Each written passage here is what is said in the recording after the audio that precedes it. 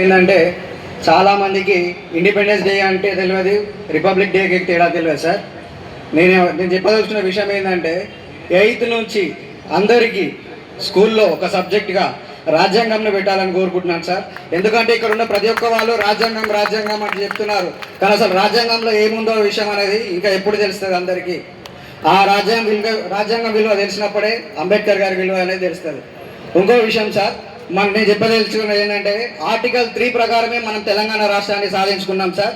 దాని ప్రకారం ప్రతి కలెక్టరేట్లో అంబేద్కర్ గారి విగ్రహాన్ని ప్రతిష్ఠించాలని కోరుకుంటున్నాను సార్. ఎందుకు ఈ విషయం పర్టికులర్గా చెప్తున్నానంటే సార్, మనకు 26 జనవరి గణతంత్ర దినోత్సవం ఆ రోజు ఎక్కడ కూడా అంబేద్కర్ గారి చిత్రపటాన్ని అస్సలు పెట్టట్లేదు సార్.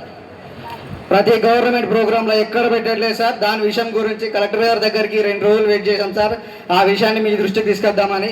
కానీ మిమ్మల్ని కలవలేకపోయాం సార్.